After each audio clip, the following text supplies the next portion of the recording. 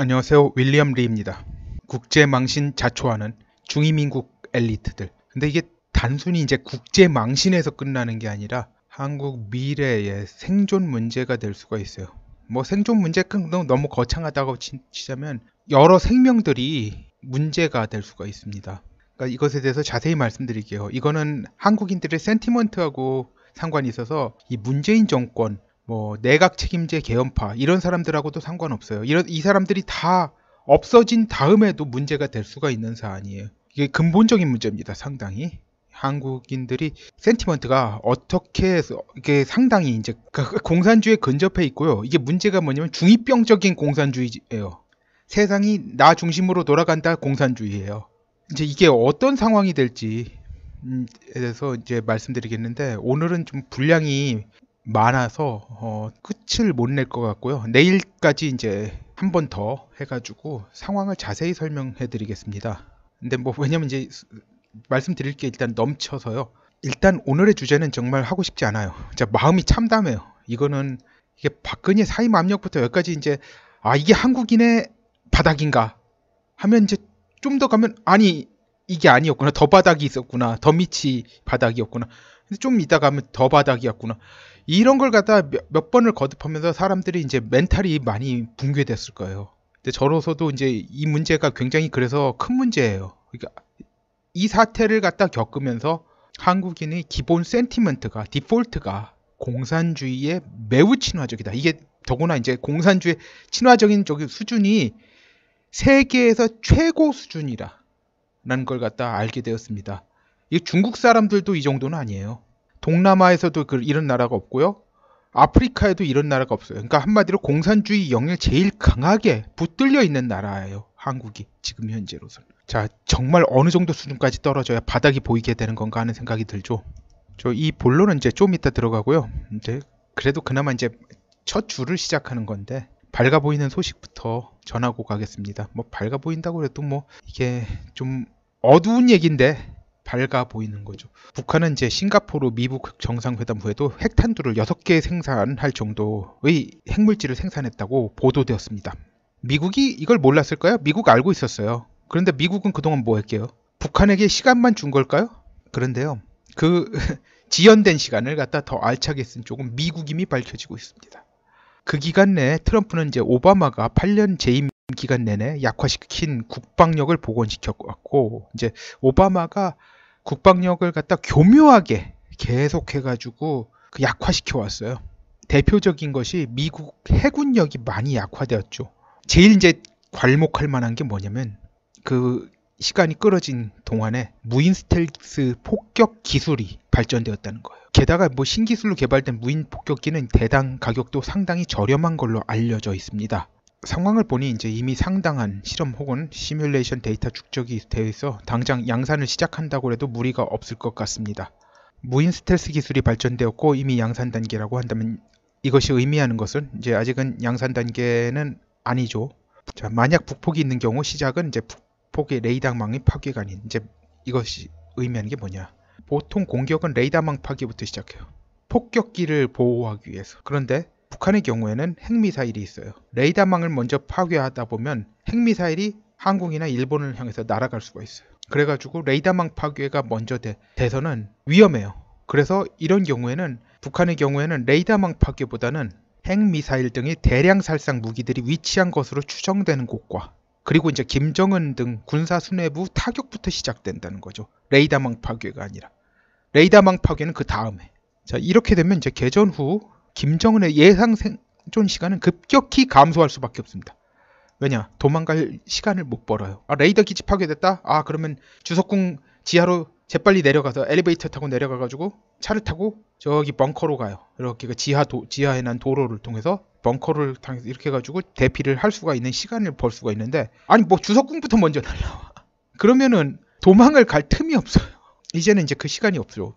그러니까 벙커까지 가기 전에 주석궁에서 죽는다 이거죠. 미국의 입장에선 논란의 대상이 되는 핵 벙커 버스터를 굳이 사용하지 않고도 김정은을 처치할 수 있는 가능성이 높아집니다. 지금 김정은이 대피할 수 있는 벙커는 핵 벙커 버스터가 아니면은 힘들다고 하더라고요.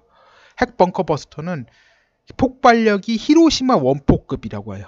그렇지만 이제 히로시마 원폭같이 그렇게 옆으로 퍼져나가지는 않죠. 땅속으로 들어가가지고 터지니까. 그래도 핵은 핵이잖아요. 명분은 있어요. 상대편이 핵미사일을 가지고 있는데 우리가 이걸 갖다 선제적으로 쓸 수밖에 없었다. 그래도 논란의 여지가 있잖아요. 그런데 이 무인 스텔스기가 먼저 때려버리면 굳이 이거 쓸 필요 없죠? 자, 여기까지는 그나마 기분 좋은 주제였고 이제 오늘의 슬픈 주제에 대해 말씀드리겠습니다. 근데 이게 지적을 갖다 단순히 이게 누구의 잘못이냐까지밖에 지적을 안 하시더라고요. 이거는 이 한유총 사태하고 더불어가지고 굉장히 큰 거예요. 저는 한유총 사태는 다루지 않았습니다. 많은 분들이 다뤘기 때문에. 그런데 이거야말로 정말 근본적인 것을 뼈를 때리는 부분이 나왔어요. 특히 중요한 게 뭐냐면 한국 사람들 생각에는 이게 세상 사람들이 이해할 거라고 생각을 하고 하는 말인데 문제가 뭐냐면요. 한국 밖에서는 이해하는 나라가 거의 없는 말을 하고 그런 생각을 하는 거예요. 그러니까 한국만 이상해지는 그런 거죠. 그래서 지적을 할 수밖에 없어요. 제가 지금 말씀드린 팩트는 이미 다 올라온 거예요. 문제는 이제 이의 의미가 뭔지 핵심을 짚은 분이 없어서 누구 책임이다 그런 게 핵심이 아니에요.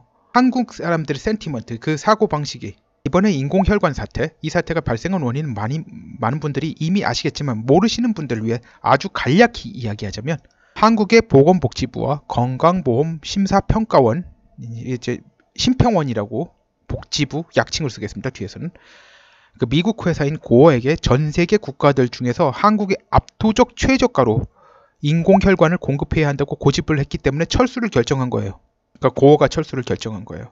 참고로 단가가 미국에서 80만 원, 중국에서 130만 원인데 이제 한국에서는 40만 원에 공급했는데 여기서 더 깎자고 했는데 고어 측에서는 이 가격에는 공급 못한다고 경고했고 이거보다 더 깎으려면 우리 간다.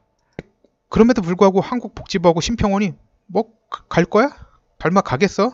그리고 방치하고 있다가 그냥 가게 되니까 그때부터 허둥지둥 해가지고 가지 마세요. 그래서 이렇게 된 거예요. 그래서 그 다음에 간다고 하니까 병원들이 혈관들을 갖다 많이 사놨어요. 재고가 있어가지고 2년 동안은 괜찮았는데 2년 만에 재고가 다 떨어져가지고 이제 재고가 다 떨어지니까 문제가 된 거예요. 이런 그 마인드가요. 갑질한 거죠? 복지부하고 심평원이 갑질을 했는데 문제가 뭐냐면 갑질을 해봤자 소용없는 상대에 대해서 갑질을 한 거예요.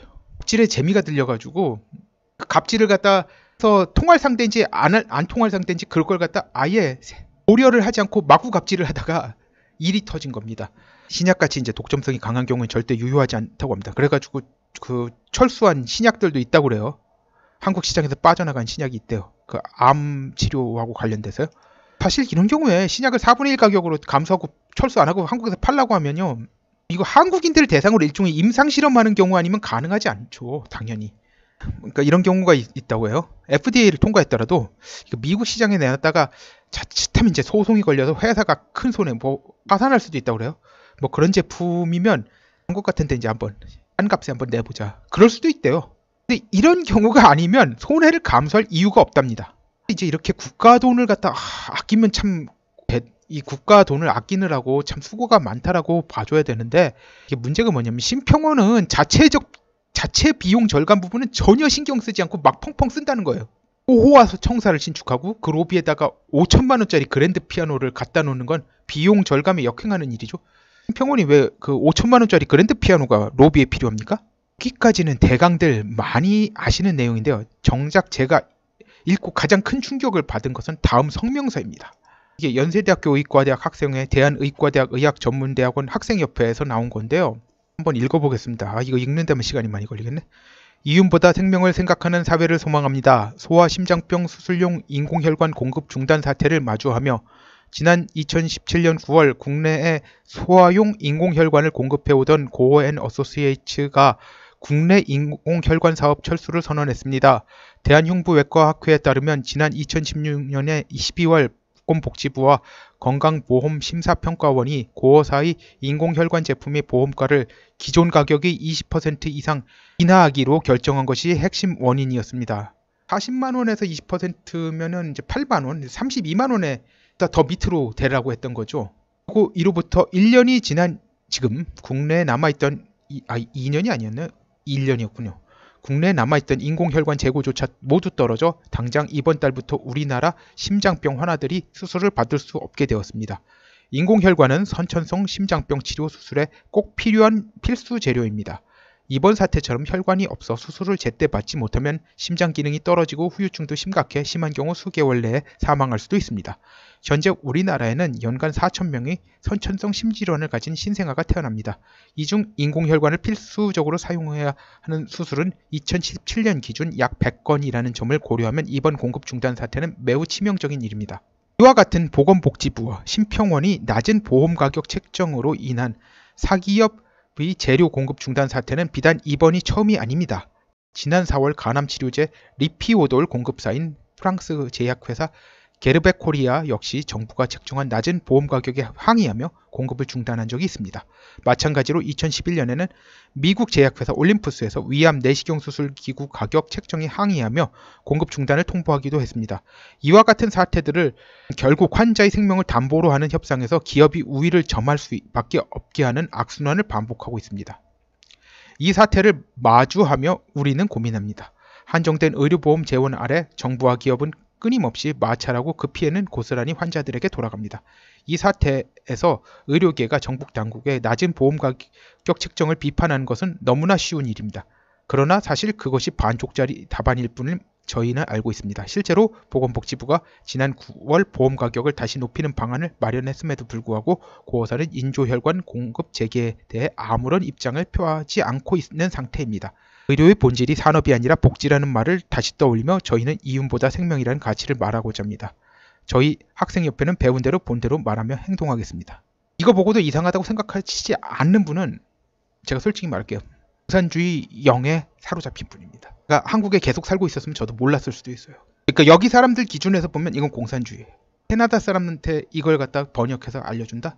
공산주의라고 할 겁니다. 이 복지라고 하는데요. 왜 고호사가 한국인들 복지를 신경 써야 됩니까? 고사가 한국 사람들한테 빚진 거 있습니까? 이거 쓴 사람들은 이제 앞으로 무료 진료, 치료 많이 해야지 마땅할 거예요. 의사 되면. 제 의사 친구에게 들은 말이 있습니다. 학생 때 일했던 사람들이 의사 되면 돈 더 밝힌다고 교수님이 그러더랍니다.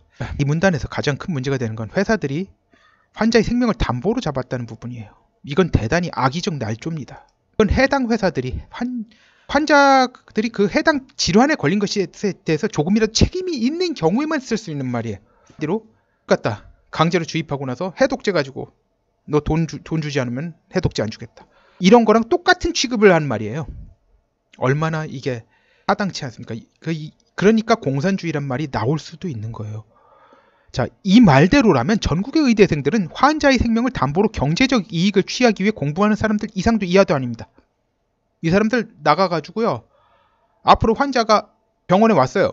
치료 받고 나서 나가면서 자기 부담금 안 내겠다고 해도 그냥 보내줘야 돼요. 생명을 담보로 경제적 이익을 취할 수 없잖아요. 이 정도의 논리는요. 철저히 제 사견입니다만 캐나다 고등학생 수준도 안 됩니다. 중학생 수준 될까 말까입니다. 여기서 이야기가 길어질 수밖에 없어서 일단 여기서 끊고 2부에서 더 말씀드리겠습니다. 제가 아까 말씀드렸지만 이 문제를 다룬 건 논리의 문제도 있지만요. 엘리트들 수준이 이러면 차국가 생존은 엄청나게 위태로운 일이라서 그래요. 현실 인식 능력이 없어요. 현실 파악 능력이 없는 거예요. 나중에 자기네들한테 집어쓸 수 있는 그런 것도 생각을 못해요. 의대생이라는 사람들이. 그 부분을 2부에서 집중적으로 다루겠습니다. 감사합니다.